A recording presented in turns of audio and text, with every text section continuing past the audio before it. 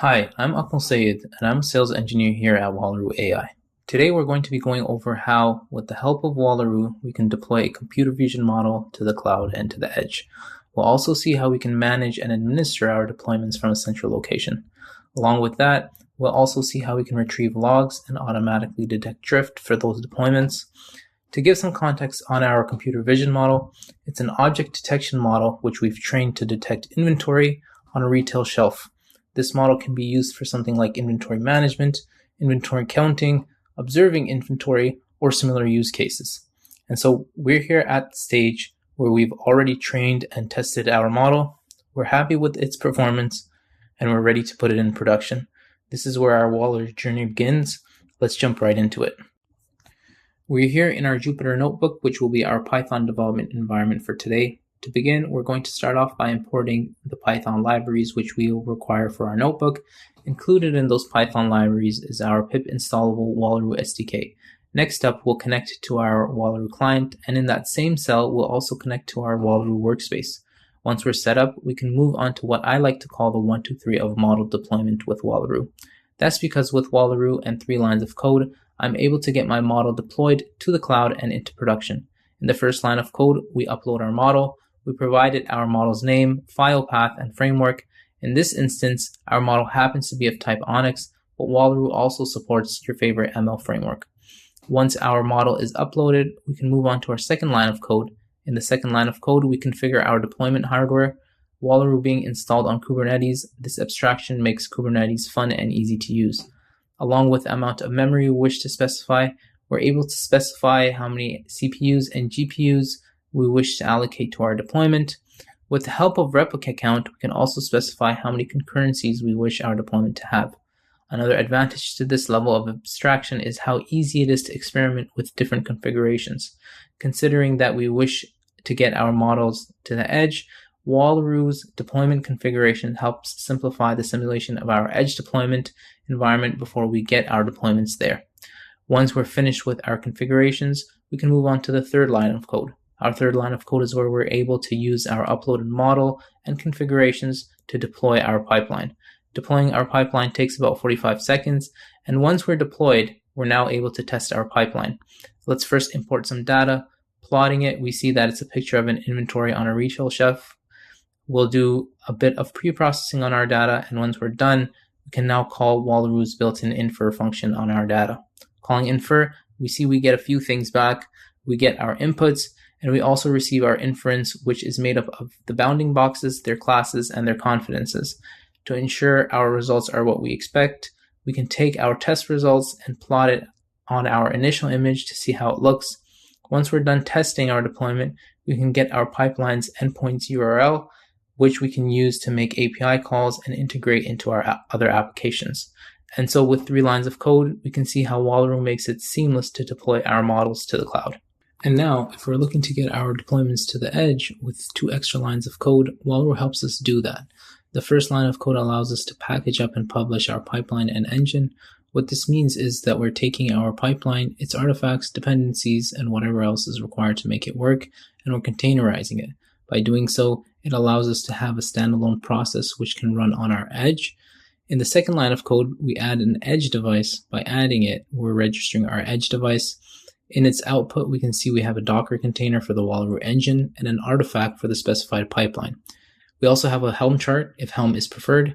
Registering our edge device allows the logs from our edge device to return back to the operations center. In doing so, this allows us to observe our edge deployments from a central location. If we scroll further, we can see that we're also given a Docker run command. We can pass that to our engineers to help them deploy our pipeline to the edge. To see our edge deployment in action, I have 2 terminals open here, both of which are on the same network. The terminal on the left simulates our machine, which we've decided will do the heavy lifting and is where we'd like to run our containers. The terminal on the right simulates our edge device, which takes the pictures and sends it to the machine for inference. Upon receiving the inference results, it can post-process and place them in a database for further use. Now, we paste our Docker command, which we received when we published our pipeline for the edge, and we run it. Once it's up and running, it's fully deployed onto our machine and ready to receive data to infer on. Now, our edge device, which takes Pictures simulated by our terminal on the right can use a curl command to send a picture for inference. As you can see, our pipeline is working and is incredibly responsive. We can also see that it prints out our inference results like it did in the notebook, the classes, their confidences, and their bounding box coordinates. And if you remember, we had also registered the edge device. And so if we head back to our notebook and look at our pipeline's logs, under the metadata section, we can see that the edge device data returns back, allowing us to view it from our central location.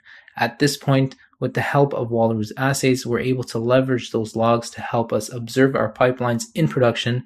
In doing so, we'll be able to continuously bring value with our deployments. To get to our assays, we'll head over to our operations center. The operations center is a central way to manage multiple deployments with Wallaroo. In this view, we're able to find our uploaded models along with our deployed active and inactive pipelines. To get to our assays, we'll go into the deployed pipeline. Once we're in the pipeline, we can look at assays under insights. Assays are Wallaroo's approach to automated drift detection. They're highly customizable and they're configured with a baseline distribution which you set. It then plots the incoming production data in reference with that baseline distribution. Creating an assay in the UI is as simple as clicking the Create Assay button. Once we're here, we can give our assay a name. We then tell our assay which feature we wish to automatically detect drift on. The feature can either be an input or an output of our pipeline. Next up is telling the assay about our baseline. This can be done via previous inferences or a dataset. For our example, today we'll upload a dataset. After having done so, we can see our baseline's distribution. Clicking next brings us to our more advanced specifications. Over here, we can specify the schedule and window on which our assay will automatically run. We can also specify its evaluation metric and its threshold. I actually have a few assays already set up to demonstrate. We have 2 assays on our main pipeline and then 2 for each of our edge locations. For our general pipeline, we have an assay which detects drift on the average image pixel, which is our pipeline's input. We also have an assay which detects drift on the average confidence, which is our pipeline's output. These assays are global assays which aggregate the results from all of our deployments associated with this pipeline, including our edge locations. At the global level, we can see that our average confidence begins to drift as time progresses. If we look at our granular edge-specific assay, which also measures the average confidence, we see our edge 1 stays stable. But if we look at our assay for our edge 2, we can see that that's where our pipeline's drift stems from. Likewise, if we look at our global assay for our average pixel values, we see a similar pattern. The assay for the edge 1 stays stable, whereas the assay for the edge 2 is a culprit for the drift. With this flexibility in being able to observe our pipelines, we're able to dig into our multiple deployments and observe the health of our deployments. Along with the Operations Center view, we're able to leverage Wallaroo's API and SDK to dig deeper into these assays and also monitor for alerts and take some action, whether that action is automated or requires a human in the loop. Now, we can't speak about drift without speaking about how Wallaroo helps us address it. We can see our data is indeed drifting. To tackle this, we've decided to train a new model, but before we completely replace our currently deployed model, we've decided to compare the two using a shadow deployment. The good news is, with Wallaroo, we can use the same workflow we followed to deploy our initial model to do more advanced deployments such as shadow deployments and A/B testing. We can see how a few minor changes in our code can help us get there. For this example, we have 2 models, our current model and our new model. We upload them the exact same way as we did with our initial model. We then change the add model step call with our add shadow deploy call, and everything else stays the same. Inference is exactly the same way. Wallaroo takes care of ensuring the right models are called during inference. And once the experimentation is finished, by using Wallaroo's built-in hot swapping functionality, replacing the control with the challenger model is just 2 lines of code. With it, we're able to get our champion model into production without having to take down our pipeline. We're also able to swap the models with little to no interruption. The awesome part is that this also holds true at the edge. We're able to swap out our model with no interruption to your running edge processes and no changes to surrounding code. Uploading the appropriate model and replacing our publish, we receive our new Docker commands, which we can take to our edge. And so now, having swapped in our champion model at the edge, we're able to see how it affects our drift. If we go back to our assays, we'll see how after hot swapping our models, that indeed our drift reduces and then stabilizes. And so by combining Wallaroo's advanced deployments and hot swapping with assays, we're able to get that cohesive experience with ML in production. Wallaroo's features work together to ensure that the right model gets into production without creating friction for the business.